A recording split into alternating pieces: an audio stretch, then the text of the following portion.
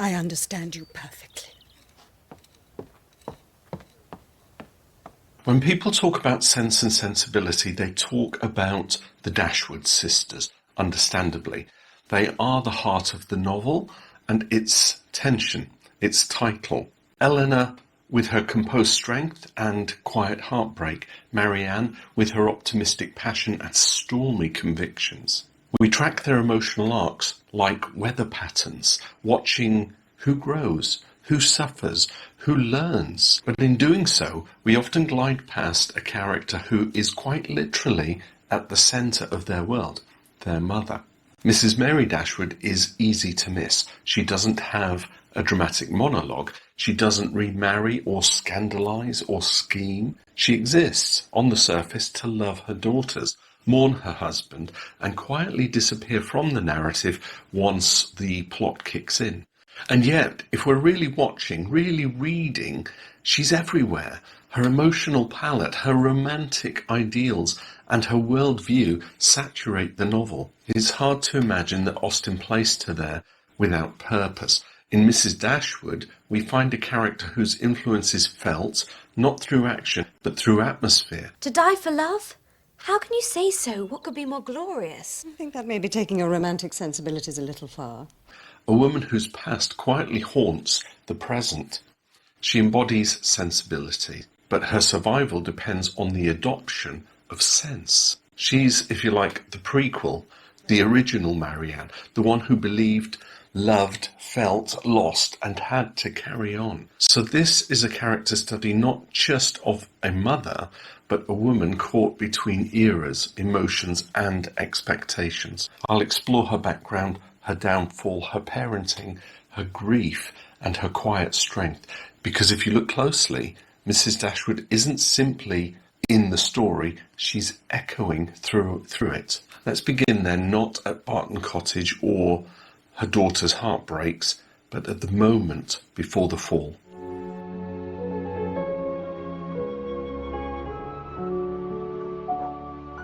To understand Mrs. Dashwood then, we need to understand what she lost, not just emotionally, but socially and economically.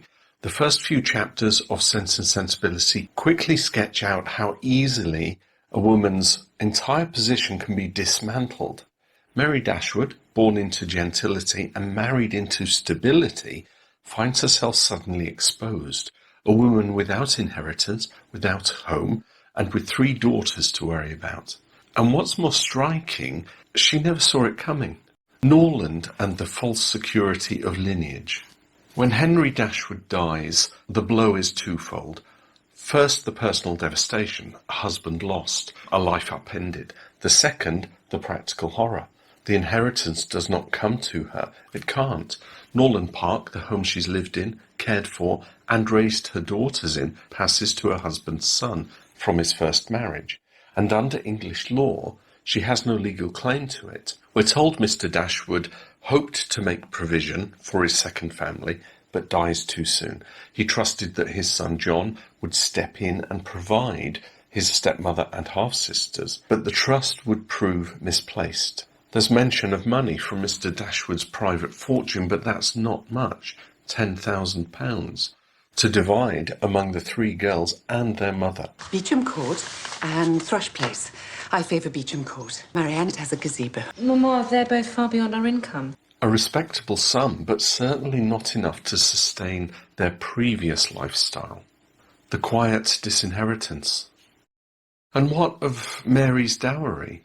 Austen tells us nothing directly, which may be telling in itself. If she had brought significant wealth into the marriage, it would likely have been absorbed into her husband's estate, unless protected by a marriage settlement, which we can assume didn't probably exist. The fact that she's reliant on the charity of extended family after Henry's death suggests whatever she had is long gone, or was never considerable to begin with. So what happens when the woman of the house loses both her husband and her home?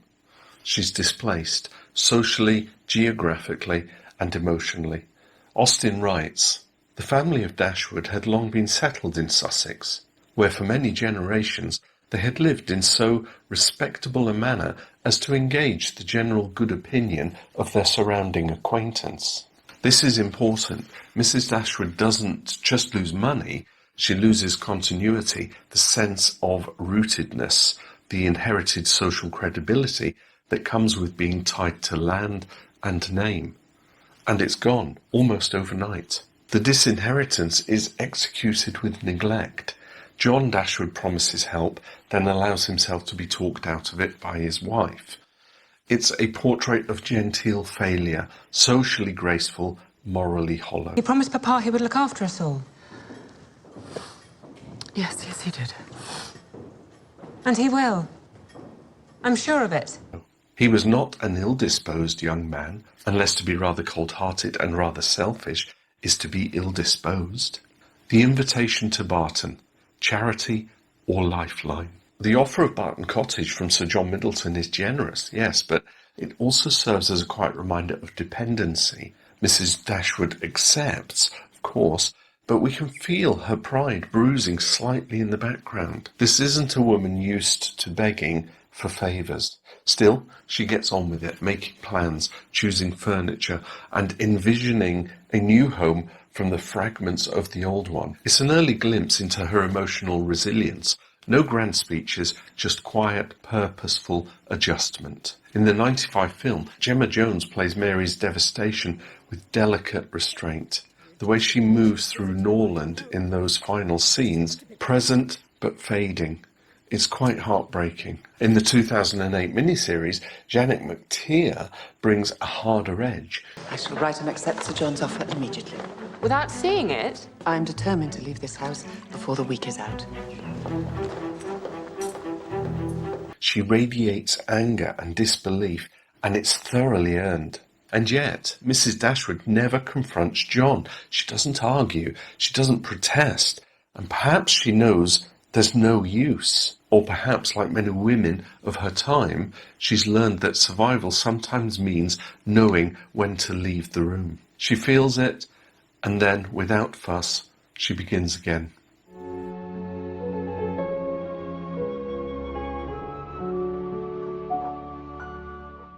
If Mrs. Dashwood is the emotional atmosphere of Sense and Sensibility, then Marianne is her thunderstorm. When we talk about sensibility in Austen's world, we often attach it to youth, to volatility, to the romantic errors of characters like Marianne. But Mary Dashwood is sensibility, just older, quieter, and tempered by grief, but not extinguished. She is Marianne with the added years of experience. Like mother, like daughter. To love is to burn, to be on fire. Like Juliet or Guinevere or Eloise. They made rather pathetic ends, dear. When we first see them together, the alignment is almost theatrical. Marianne cries, Mrs. Dashwood comforts. Marianne rails against injustice. Mrs. Dashwood affirms it. Jane Austen writes, Mrs. Dashwood entered into all their feelings with a warmth which left her no inclination for checking this excessive display of grief. This isn't just a mother sympathising, it's a mother echoing. Elinor notices it, we notice it, and perhaps the most important point, Austen wants us to notice it. What does it mean for a mother to raise a daughter who reflects her own romantic ideals? In Mary and Marianne, we see a sort of emotional heredity. Mary validates Marianne's dramatics. She shares them, and this has consequences. Not because she's neglectful, far from it, but because she's too aligned to see the danger. When Marianne meets Willoughby, Mrs. Dashwood's enthusiasm is immediate and unchecked. He is gallant, charming, poetic, and that's all Mary needs to see. In him, she sees the kind of love she once had, or perhaps wishes she had. The shadow of Elinor. Now consider Elinor sensible, composed, emotionally intelligent, and often isolated. Her mother doesn't mean to neglect her, but in the swirl of Marianne's drama and Mary's shared sensibilities, Elinor is left to manage the world alone. Austen never condemns Mrs. Dashwood for this, but she lets the emotional imbalance show.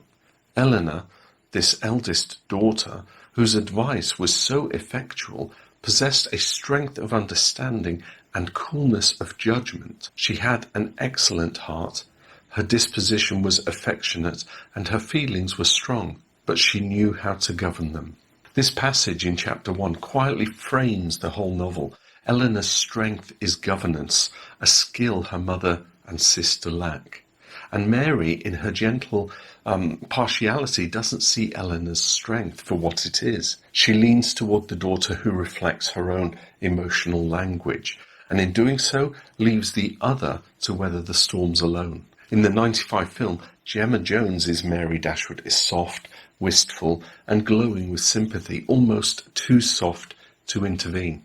In the 2008 version, Janet McTeer offers something sharper.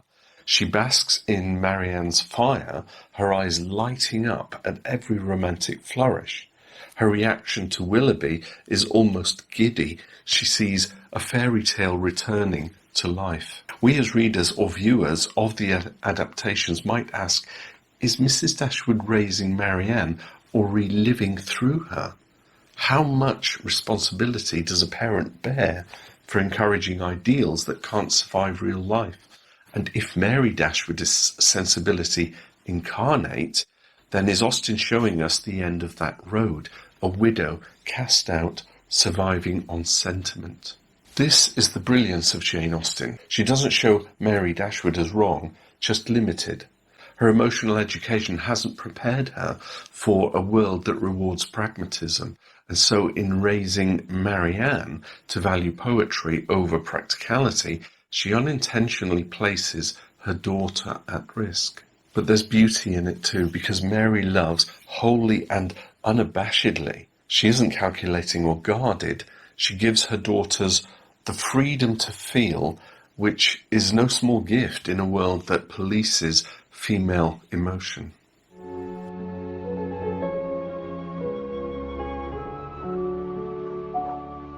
Mrs. Dashwood becoming a widow is, in Austen's time, a category laced with social nuance. She's no longer bound to the submissive role of a wife. She's not exactly free either. She's unmarried, but not youthful. She has daughters of marrying age, but her own romantic future is neither addressed nor entirely foreclosed. And yet, in Sense and Sensibility, there's a moment that teases just such a possibility, and it comes early, and it's easy to miss. In the 2008 adaptation, Sir John Middleton, ever the enthusiastic social facilitator, quips about finding husbands and lovers for the Dashwood women. We must see what we can do for them, eh, Mrs. Jennings? Lovers, husbands, that sort of thing. What? And it's played as light-hearted, of course, but there's a subtle flicker in Mrs. Dashwood's response. She smiles politely, but there's no real engagement, not a flutter, not even a blush. This raises the question, is remarriage on the table? Or more provocatively, could it be? Widowhood as social liminality. In the early 19th century, widows held a peculiar place in society.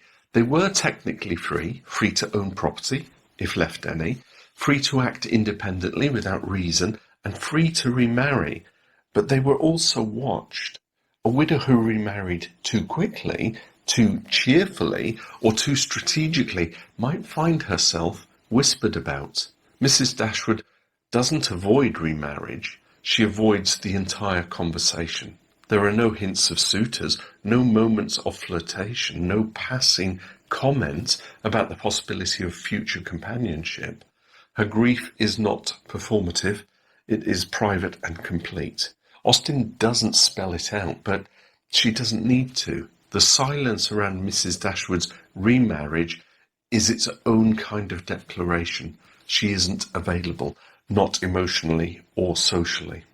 Devotion or defiance? So what's really going on here? Is Mary Dashwood simply still in mourning? Possibly.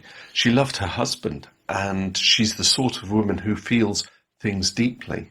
But Austen is too sharp to leave it at that. There's something else at play here too, a quiet resistance. To remarry would be to re-enter the system that just spat her out. She's already seen how precarious a woman's financial security is within marriage.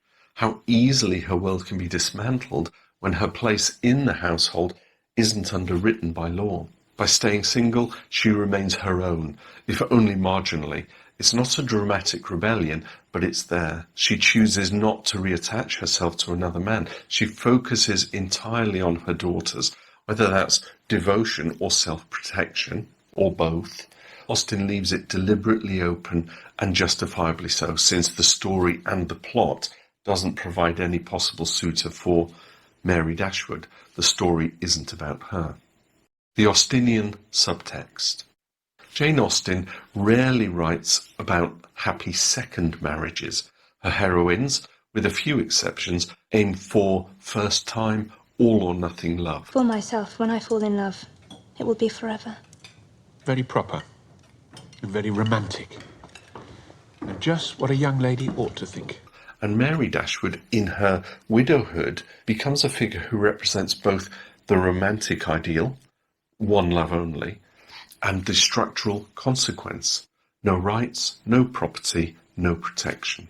She is, in effect, a living reason to her daughters: marry wisely, because you will not get a second shot. And maybe that's the point.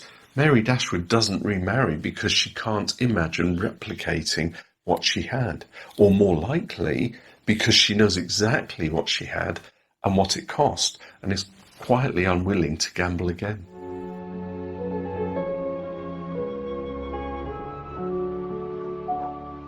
Mrs. Dashwood may be a background figure in many adaptations, but in text, she is undeniably present, not just as a mother, but as an emotional influence, a narrative compass, and occasionally a quietly flawed human being. And nowhere is this more evident than in her relationship with her daughters. The novel revolves around the contrast between sense and sensibility, and so Mary Dashwood's parenting style becomes more than personal, it becomes thematic. She raises one daughter to mirror herself, Marianne, and another who rises in spite of her, Elinor.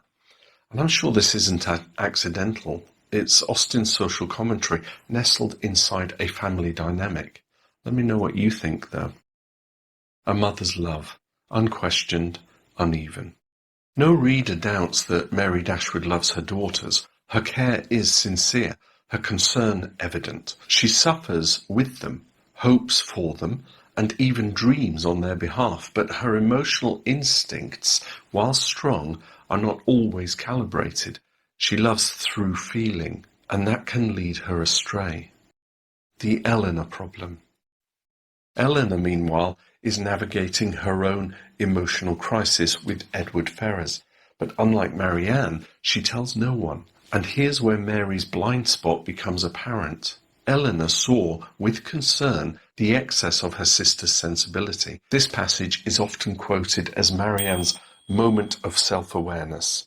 But look more closely, it's also a reflection on her isolation. She's carrying everything internally because her mother, as sympathetic as she is, doesn't create the space for a different kind of emotional experience. In practical terms, this means Elinor suffers invisibly while Marianne is held and doted upon. Mrs. Dashwood isn't negligent, she just doesn't see what she isn't trained to recognise. And that's a subtle critique. Jane Austen's plot isn't that Mary is a bad mother, far from it. It's that love, unfiltered through sensibility, quite possibly lacks range. Freedom versus guidance. Mary gives her daughters emotional freedom, a rarity in Austen's world. She doesn't demand that they hide their feelings. She doesn't police their social behaviour with a cold, strategic hand like Lady Catherine de Bourgh or Mrs. Norris. But she also doesn't offer much in a way of guidance. She believes so wholly in love, in fate, in virtue, that she fails to prepare them for the world where marriage is transactional, men are possibly weak, and security is fragile. This becomes clear when Willoughby's scandal breaks. Mary is shocked, truly shocked, that a man so passionate, so charming, could behave so carelessly. But is that surprise born from ignorance or denial? I can still hardly believe it. We were all deceived in him. Austen's hidden critique. What Austen subtly gives us in Mrs. Dashwood is a woman who mothers by instinct, not by balance. She's a warm presence, but not a strategic one. She believes in virtue, but not in vigilance. And while she trusts in love, she doesn't prepare her daughters for disappointment. And yet, this doesn't make her unlovable. It makes her real. There are thousands of Mary Dashwoods in literature and in life.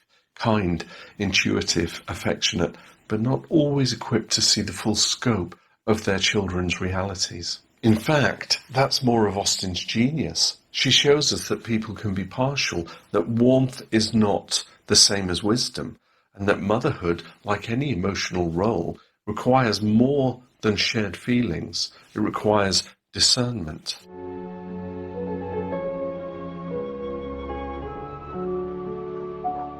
If Norland was the stage on which the Dashwoods' genteel life unravelled, then Barton Cottage is where their reality begins, modest, remote and humbling.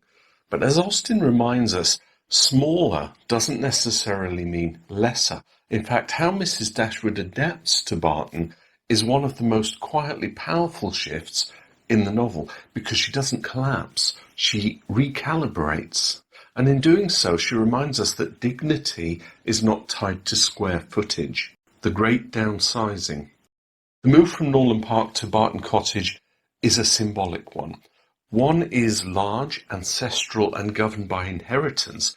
The other is small, borrowed and offered by a cousin rather than earned by marriage or bloodline. And the contrast is stark. Barton is fine. It's not grand. It's not especially close to anything exciting. It's simply adequate. And for a woman like Mary Dashwood, who once presided over a stately home, that adequacy carries a subtle sting of reduction. And yet Austen doesn't mock her for it, nor does she pity her. She shows us a woman learning, slowly, to let go of grandeur without losing her identity. And I often wonder how much of Jane Austen's real life, her move to Chawton Cottage, is somehow reflected in the Dashwoods' move to Barton Cottage, making a cottage a home. What's striking is how quickly Mrs. Dashwood tries to make Barton into something livable, because she's not resigned, she's purposeful. She sets about choosing furniture, arranging rooms, and creating comfort where there was once only disappointment. Her sensibility doesn't vanish, it adapts. This is where her strength shines through. She's still romantic, still emotionally responsive, but now these instincts are directed inwards, into her home, into her daughters, into the project of beginning again. It's not reinvention, it's reclaiming. There's something almost revolutionary in how Austen presents this transition. Mary, of course, isn't being punished for being emotional or having once lived comfortably. She's simply asked to change, and she does. Freedom in modesty. There's a case to be made, and I think it's worth considering, that Barton gives Mary Dashwood something she didn't have at Norland, and that's autonomy. Yes, she's reliant on the generosity of Sir John, but she's no longer living under the authority of a husband or the scrutiny of a stepson. Her choices, while limited by money, are hers. Even here, she wants control. She wants a lease. Not just charity, but something that gives her a claim. That's a very modern impulse, really. The desire not just to reside, but to belong on one's own terms. In the 95 film, Barton is portrayed almost like a fairy tale cottage, picturesque, charming, but undeniably humble. The contrast in Norland is visual and immediate. The 2008 series plays it grittier. There are visible gaps in wealth and space. The transition feels harder, more material, and Mary's adjustment more pronounced. Janet McTeer's performance shows that initial unease so well. She walks into Barton like someone forcing optimism through a clenched jaw. And I'll throw out some questions here for you. Does Barton represent a loss or a fresh start? Has Mrs. Dashwood's sensibility matured into something practical, or is she still idealizing life under new constraints? Could the cottage, in its quiet way, be the making of her? Austen's subtle endorsement. Austen never makes Barton seem glorious, but she does make it safe. It becomes the emotional hearth of the novel, the space where grief is soothed, where affections develop, where misunderstandings play out and eventually resolve. And at the centre of that domestic calm is Mrs. Dashwood, no longer the lady of the manor, but the emotional architect of something quieter and perhaps more meaningful.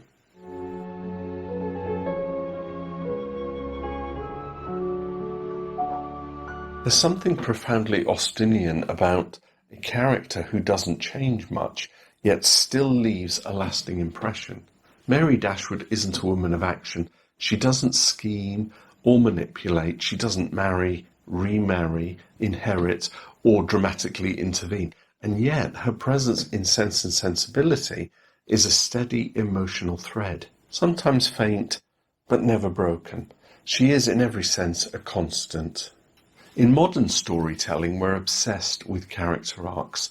We expect a woman who starts heartbroken and displaced to end up empowered and transformed. But Mary Dashwood doesn't go through such a transformation. She adapts, yes, she adjusts to Barton Cottage, and she accepts a simpler life where she continues to support her daughters, but she doesn't fundamentally change. And maybe she doesn't need to. Austen isn't presenting her as a heroine, she's presenting her as a foundation, a character whose strength lies in her steadiness. She doesn't have a lesson to learn, she has a lesson to offer. Virtue without vanity. Mary Dashwood is not a paragon of wisdom. She's not Lady Russell from Persuasion dispensing sound advice from an experienced mind, nor is she Mrs. Bennet, all nerves and status anxiety. She exists somewhere in the middle, sincere, affectionate, deeply romantic, but also emotionally vulnerable. That's one of the first things we learn about her, and in many ways, it never stops being true. Mary Dashwood feels fully, not performatively, not strategically, but genuinely. That alone is a kind of virtue in Austen's world, where emotional restraint is often valued over honesty. But here's the key. Mary Dashwood doesn't use her feelings to manipulate others. She doesn't centre herself in her daughter's struggles. She allows their stories to unfold, even if she occasionally misjudges the pace or the players. Her emotional presence is available, but never intrusive. Austen's emotional backdrop. There's a structural brilliance to Mary Dashwood's role. She's not part of the major plot turns. She's not involved in the Edward Lucy secret, the Willoughby scandal, or the Brandon reveal. But she is always there, observing, emoting, and responding. She holds the space that allows those dramas to unfold. It's a bit like music. She's the quiet harmony that sits underneath the melody. You might not notice her line on the first listen, but if you remove it, everything else feels thinner. Austen's final word. It's telling that Austen doesn't write Mary out of the story. She simply steps back. As the romantic resolutions take centre stage, Mary becomes part of the domestic calm that follows, not diminished, not discarded, just present. She's not remembered for one grand moment, but for 100 small ones, for opening Barton Cottage, for comforting Marianne, for letting Elinor be, for surviving grief with grace, for loving, not always wisely, but wholeheartedly. And that, in Austen's world, is more than enough.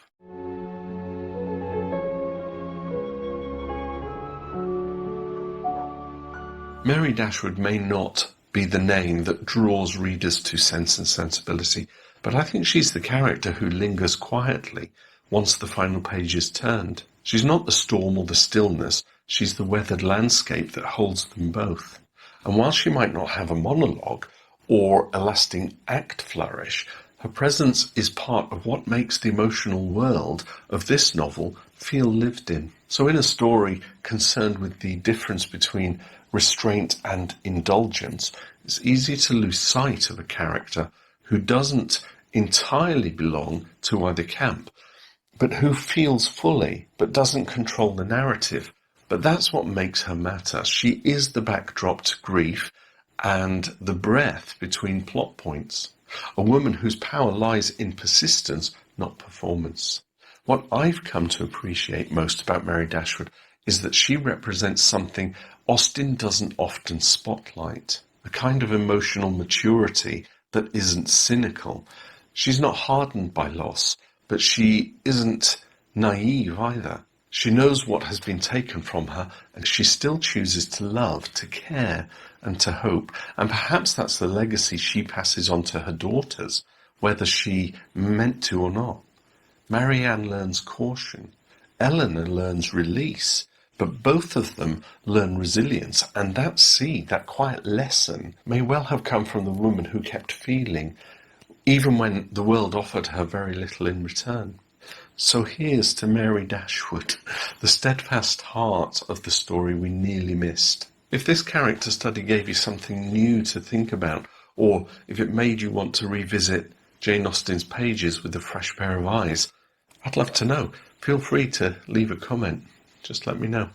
And of course, you'll find more deep dives like this in my playlist. I'll put it here. Or is it here? It's on the screen. So thanks for watching, and thank you, Jane Austen, for reminding us that not every story needs to be loud to be lasting. See you in the next video. Bye for now.